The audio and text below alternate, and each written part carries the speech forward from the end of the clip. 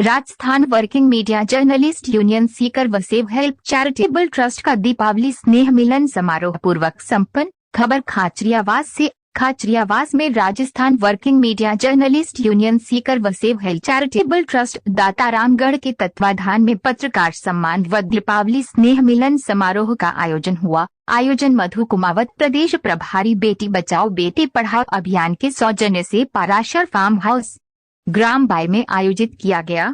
कार्यक्रम की अध्यक्षता बेटी बचाओ बेटी पढ़ाओ अभियान की संयोजिका व भाजपा प्रदेश मंत्री मधु कुमावत ने की। मुख्य अतिथि के रूप में Rajasthan working media journalist union के राष्ट्रीय सचिव व प्रदेश अध्यक्ष रोहिताश सेन, संरक्षक RWMJ राजेश शर्मा, देवेंद्र मारवाल, विशिष्ट अतिथि बाई सरपंच मुकेश खांडल, नूरंग सहाय भारतीय, मदन जांगीर, पंचायत समिति सदस्य सांवरामल खोरा, राजेंद्र सरोज, समाज सेवी मनोज पाराशर बाय रहे। इस अवसर पर प्रदेश मंत्री मधु कुमावत ने उपस्थित पत्रकारों का सम्मान करते हुए चांदी का सिक्का व मिठाई भेंट कर दीपावली की शुभकामनाएं दी।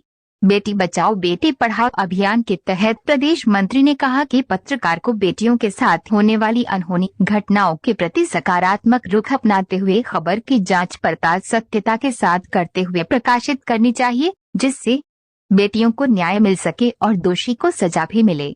Rajasthan working media journalist union के राष्ट्रीय सचिव रोहिताश सेन ने अपने उद्बोधन में कहा कि पत्रकारों को आज के वर्तमान परिप्रेक्ष्य में डिजिटल माध्यम से तालमेल बिठाते हुए सकारात्मक पत्रकारिता करने के साथ आमजन की समस्या को प्रशासन तक पहुंचाना चाहिए।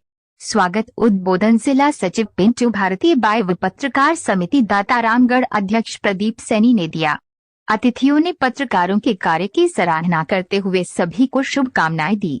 Rajasthan working media journalist union Sikar जिला अध्यक्ष प्रमोद कुमार शर्मा ने धन्यवाद उद्बोधन दिया।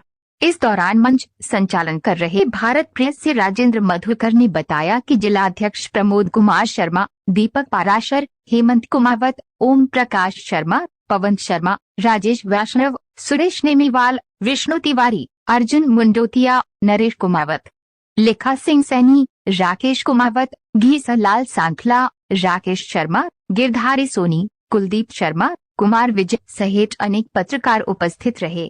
रिंगस से गजानंद कुमावत की रिपोर्ट। तो आप ही के हाथों में, तो आप लोग कलम की ताकत, वास्तव में जो कलम की ताकत है उसके बारे में तो मैं क्या बोलूं।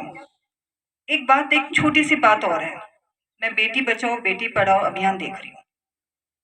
तब बेटी बचाओ बेटी पढ़ाओ अभियान में यही नहीं देख रही, राजस्थान में भी मैं जाती हूँ तो मेरे पास ऐसे ऐसे केस आते हैं, विपक्ष के भी और पक्ष के भी।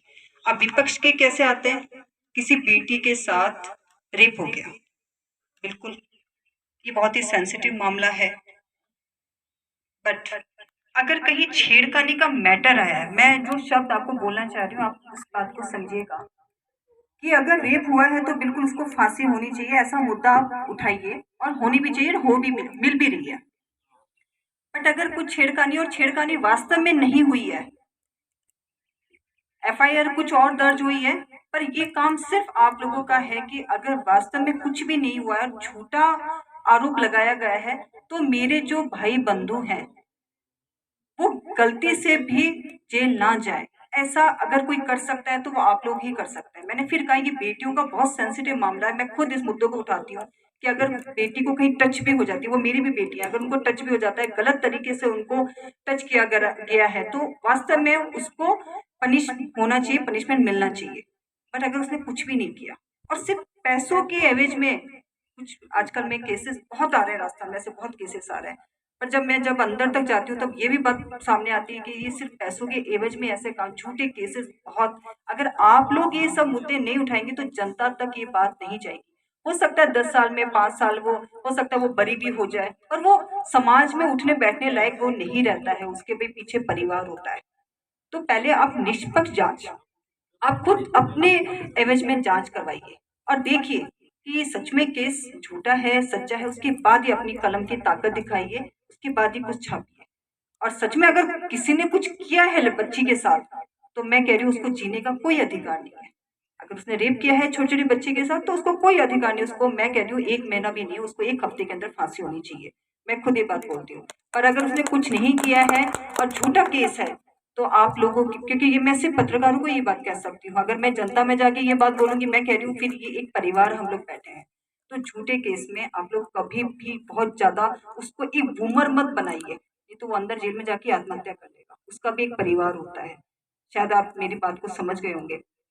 और मैं आप लोगों के सामने कुछ बोलूं, भाषण दूं, तो इतनी तो मेरी औकात नहीं है, क्योंकि आप सब मेरे गुरु हैं, आप सबसे मैंने बहुत कुछ आज सीखा है।